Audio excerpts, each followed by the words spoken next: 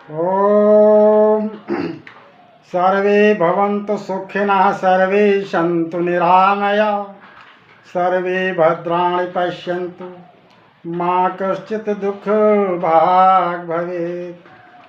पहले मैं सभी वैद्यजनों को प्रणाम करता हूँ जिनकी कृपा से आयुर्वेद सुरक्षित है और फिर से वो समय आ गया है कि इन तमाम जटिल समस्याओं का जो समाधान है वो केवल आयुर्वेद कर सकता है।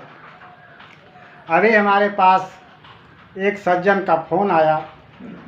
वो बोले, भ्राता जी मैं बहुत परेशान हूँ, मुझे ऑफिस में बैठा नहीं जा रहा, मुझे आधे आधे घंटे पे पेशाब लगती है, बार बार पेशाब लगती है और मेरे जो मूत्राशय है उसमें जलन भी हो रही है, तो कुछ उपाय बताइए। तो मैंने कहा मैं अभी एक वीडियो बनाता हूँ और जिसमें आपको पूरी जानकारी साझा करूँगा और उस जानकारी को आप आगे लोगों तक पहुँचाएंगे जिससे उन लोगों को भी लाभ होगा। तो और मैंने जो मुहिम उठाई है, एक कड़ी बनाई है कि सर्वे भवन्तु सुखिनः, उस कड़ी को भी बल मिलेगा। तो मित्रों निकालिए फिर कागज़ कलम और लिख लीजिए दवा का नुस्खा। तैयार हो जाइए, लिखिए। आपको लेना है गोखरू, गोखरू लेना है 50 ग्राम। लिखिए गोखरू 50 ग्राम और पुनर्नवा, पुनर्नवा की जड़ 50 ग्राम और नंबर 3 है पाषाण बेल 50 ग्राम। ज़्यादा औषधियाँ नहीं हैं, केवल 3 ही बूटी हैं इसमें। और देखिए ये जो दिखाई दे रहा है ये है गोखरू और जो ये आप देख रहे हैं ये है पुनर्नवा और जो ये तीसरा है ये दिखाई जो दे रहा है आपको ये है पाषाण बेल। वैसे आप इनको पहचान लीजिए, अगर किसी समय आपको मिल जाए तो ये इधर उधर मिल जाते हैं आपके पास, पड़ोस, नदी नाले अथवा नहर के किनारे।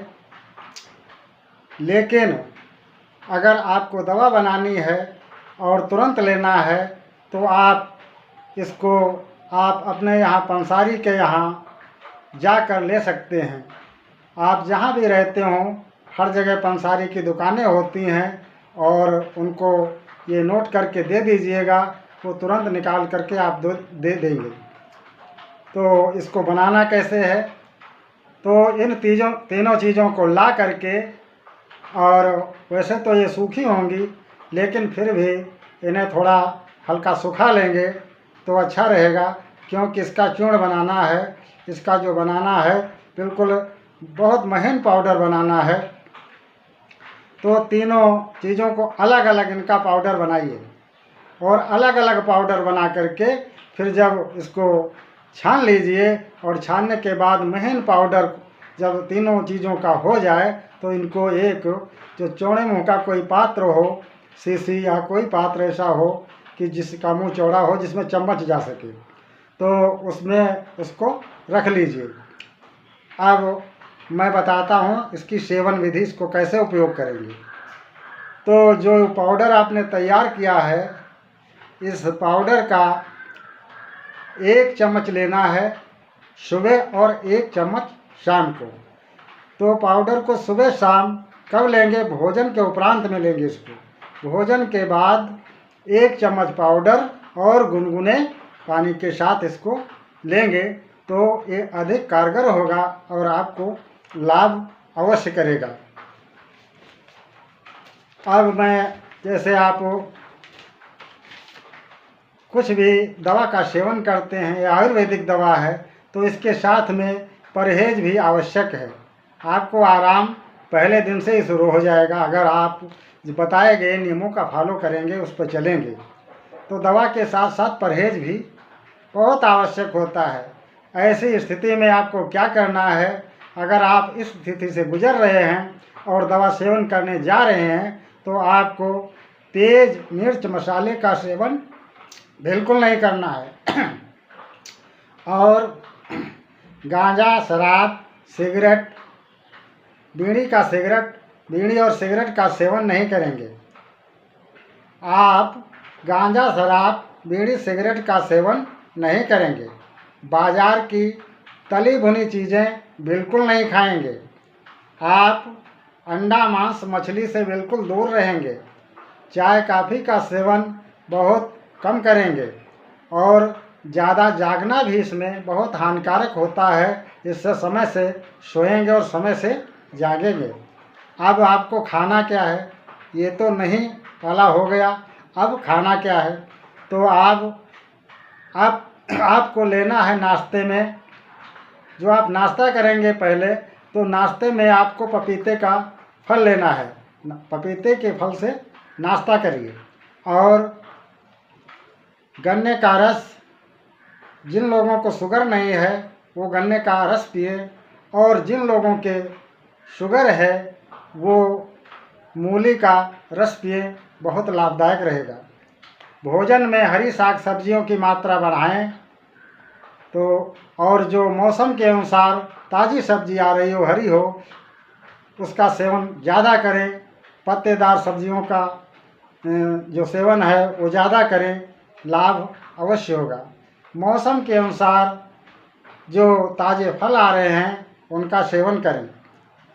इन सभी बातों को अगर आप ध्यान में रखते हैं, दवा का उपयोग करेंगे तो आपको लाभ अवश्य होगा।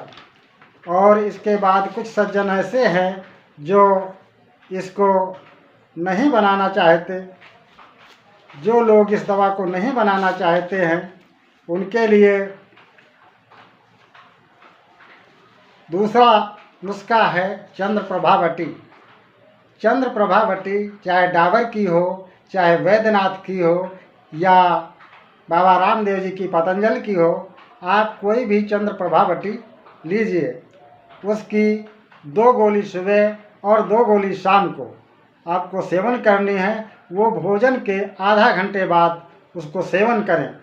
तो और जो अभी पीछे परहेज बताया जा चुका है, उस परहेज को माने, उसको ध्यान में रखते हुए आप अगर इस बटी का भी सेवन करेंगे तो आपको लाभ अवश्य होगा। और कोई विशेष जानकारी अगर चाहिए तो मेरा मोबाइल नंबर 8368 73 31 52 है, उस पर आप संपर्क कर सकते हैं। ओम सर्वे भवन्तु सुखिनः, सर्वे भवन्तु सुखिनः,